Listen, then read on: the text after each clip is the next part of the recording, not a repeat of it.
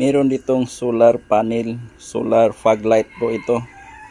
I-customize natin po ito para yung panel niya, yun lang ang ilagay natin sa bubong o sa ating atop.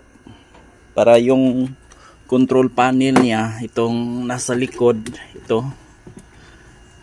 ito yung panel niya, control panel, para di agad masira, matagal masira dahil hindi ito nakabilad sa araw, nasa baba lang po, pati yung fog light niya. Kunin lang po natin yung solar panel,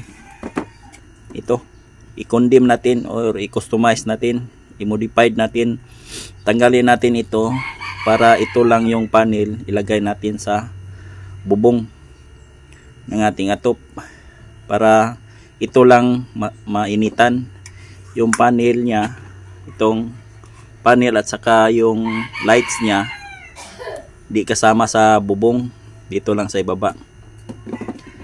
Customize natin at yung panel lang ang ating kunin. Okay, yan, natapos na po nating binaklas siya. Napaghiwalay na po natin yung panel at saka yung controller niya. At ito po yung papuntang solar panel. Ito. Yan. Yan po ang kanyang kadugtong. Ito, lagyan natin ito ng speaker wire para mahaba yung wire niya papuntang panel. Yan. Ito ang ilagay natin, itong solar speaker wire. Mahaba po ito. Para ito nasa bubong, ito nasa ibaba lang. Yan. Dito muna natin siya pansamantalang ilagay. Yan.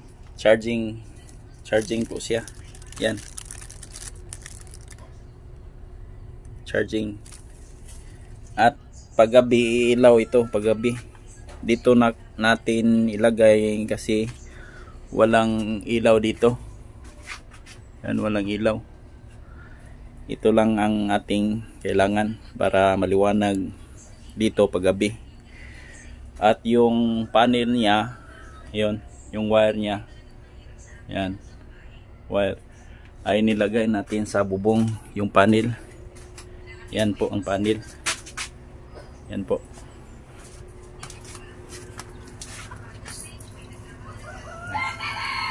Yan po ang panel. Ito yung wire. Yan, pupunta doon. Yan.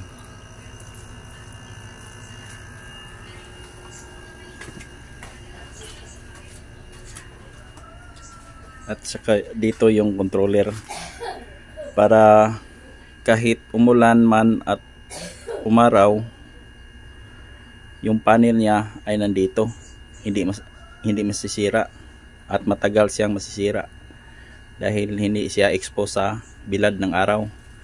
Yung panel lang yung nakalagay sa bubong, yun ang laging naulanan at nainitan.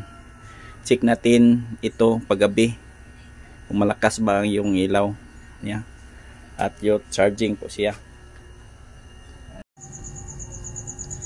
Ito na po ang kanyang resulta paggabi. Maliwanag po siya. Yan. Liwanag.